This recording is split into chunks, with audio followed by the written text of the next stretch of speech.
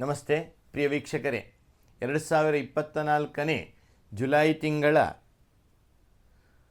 ಧನುರಾಶಿಯ ಫಲವನ್ನು ಹೇಳ್ತಾ ಇದ್ದೆ.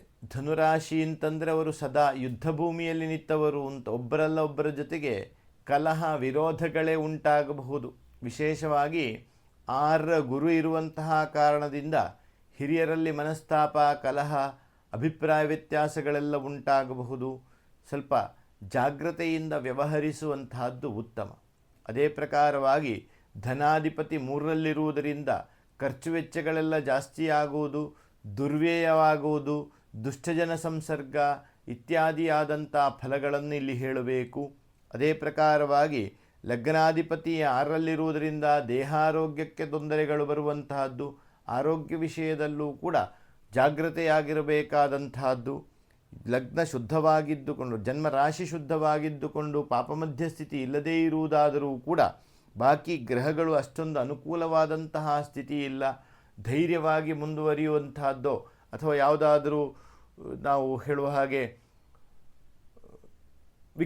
ಕ್ರಮ ತಪ್ಪಿ ಹೋಗುವಂತಹದ್ದು, ಮೊಂಡು ಧೈರ್ಯ ಅಂತ ಹೇಳುವಂತಹದ್ದು, ಇದೆಲ್ಲವೂ ಕೂಡ ನಿಮಗೆ ದೋಷವನ್ನು ತಂದುಕೊಡುವಂತಹದ್ದು.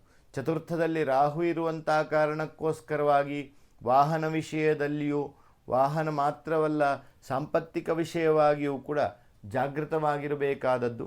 5ನೇ ಭಾವ ಎನ್ನುವಂತಹದ್ದು ಶುದ್ಧವಾಗಿದ್ದು, 5ನೇ ಭಾವಕಾಧಿಪತಿ 6ರಲ್ಲಿರುವುದರಿಂದ ಮಕ್ಕಳ ವಿದ್ಯಾಭ್ಯಾಸ ವಿಷಯದಲ್ಲಿ, ನಿಮ್ಮ ವಿದ್ಯಾಭ್ಯಾಸ ವಿಷಯದಲ್ಲಿಯೂ ಯಾರಾದರೂ ಅಧ್ಯಯನ ಮಾಡುವಂತಹದ್ದು ಕಾಲವಾಗಿದ್ದ ಪಕ್ಷದಲ್ಲಿ ಅವರಿಗೂ ಕೂಡ ಈ ಸಮಯ ಹೆಚ್ಚು ಶ್ರಮವನ್ನು ವಹಿಸಬೇಕಾದಂತಹ ಸಮಯ. ಅದೇ ಪ್ರಕಾರವಾಗಿ ಉದರ ಸಂಬಂಧವಾಗಿ, ಕಾಲಿಗೆ ಸಂಬಂಧವಾದಂತಹ ಕಾಯಿಲೆಗಳು, ಜ್ವರಬಾಧೆಗಳೆಲ್ಲ ಬರುವ ಸಾಧ್ಯತೆಗಳಿರುವುದರಿಂದ ಈ ತಿಂಗಳು ಜಾಗ್ರತೆಯಾಗಿರುವಂತಹದ್ದು ಉತ್ತಮ.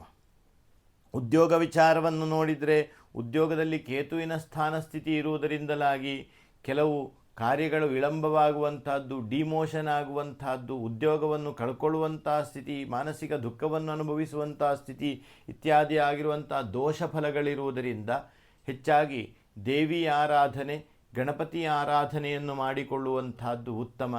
ಜೀವನ ಒಳ್ಳೆಯದಾಗಲಿ, ಎಲ್ಲ ಕಷ್ಟಗಳನ್ನು ಸಹಿಸುವಂತಹ ಶಕ್ತಿ ಆ ಭಗವಂತ ನಿಮಗೆ ಅನುಗ್ರಹ ಮಾಡಿಕೊಡಲಿ ಎಂಬುದಾಗಿ ಹೇಳ್ತಾ ನನ್ನ ಮಾತುಗಳನ್ನು ಕೊನೆಗೊಳಿಸ್ತಾ ಇದ್ದೇನೆ.